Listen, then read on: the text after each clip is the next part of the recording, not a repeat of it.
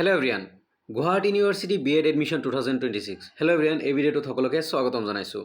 যিবোৰ ষ্টুডেণ্টে গুৱাহাটী ইউনিভাৰ্চিটিৰ আণ্ডাৰত BEd এডমিশ্যন ল'ম বুলি ভাবিছা বা BEd এণ্ট্ৰেঞ্চ দিম বুলি ভাবিছা, দেন এই ভিডিঅ'টো তোমালোকলৈ।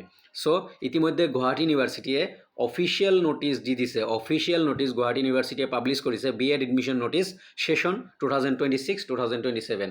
2026 আৰু 27ৰ বাবে BEd এডমিশ্যনৰ কাৰণে ইতিমধ্যে ন'টিফিকেশ্যন দি দিছে, গুৱাহাটী ইউনিভাৰ্চিটিয়ে প্ৰদান কৰিছে। এয়া তাৰে ন'টিফিকেশ্যন আৰু এপ্লাই ষ্টাৰ্ট হ'ব কেতিয়াৰ পৰা? 12 জুনৰ পৰা। 12 of June 2026। তাৰপিছত এপ্লাই ডেট মানে লাষ্ট ডেট কেতিয়া?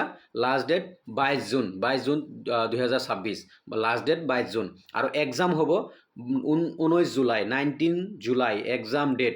19 জুলাইত এক্সাম হ'ব, লৈ গৈ আছে। 19 জুলাইত এক্সাম হ'ব আৰু মেৰিট লিষ্ট টু বি ন'টিফাইড।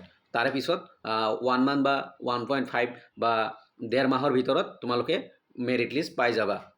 চ' যিবোৰ ষ্টুডেণ্টে গুৱাহাটী ইউনিভাৰ্চিটিৰ BEd কৰিম বুলি ভাবি আছা, দেন তোমালোকে আবেদন কৰিব পাৰা। আৰু 12 জুনৰ পৰা আবেদন ষ্টাৰ্ট হ'ব, 22 জুন লাষ্ট ডেট। আৰু তোমালোকে আবেদন কৰিবলৈ হ'লে তোমালোকে সমৰ্থ পৰ্টেলত গুৱাহাটী admission.samarth.edu.in এইটো ৱেবছাইটত যাব লাগিব। ইয়াতে ৱেবছাইট দিয়াই আছে। মই এগেইন পঢ়ি দিছোঁ। সমৰ্থ পৰ্টেলেদি তোমালোকে আবেদন কৰিব লাগিব। সমৰ্থ পৰ্টেলৰ থ্ৰুদি গুৱাহাটী admission.samarth.edu.in এইটোত তোমালোকে এইটো ৱেবছাইটত যাই আবেদন কৰিব লাগিব। যিবোৰ ষ্টুডেণ্টে BEd কৰিবা, প্লিজ তোমালোকে টাইম টেবুলখিনি মনত ৰাখা বা ন'টিফিকেশ্যনটো অনলাইন পাই যাবা। চ' 12 জুনৰ পৰা ষ্টাৰ্ট হ'ব, 22 জুন লাষ্ট ডেট আৰু 19 জুলাইত এক্সাম হ'ব। আৰু মেৰিট লিষ্ট তাৰপিছত 1 মাহ বা 1.5 মাহ পিছত দিব। আৰু এতিয়া কেনেকৈ এপ্লাই কৰিবা?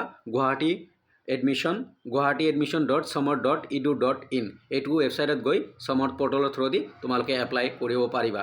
চ' বেষ্ট উইচেছ থাকিল যিবোৰ ষ্টুডেণ্টে গুৱাহাটী ইউনিভাৰ্চিটিৰ আণ্ডাৰত BEd কৰিম বুলি ভাবিছা, এণ্ট্ৰেঞ্চ দিম বুলি ভাবিছা, ভালকৈ পঢ়া, বেষ্ট উইচেছ আৰু আবেদন কৰিবা। ধন্যবাদ।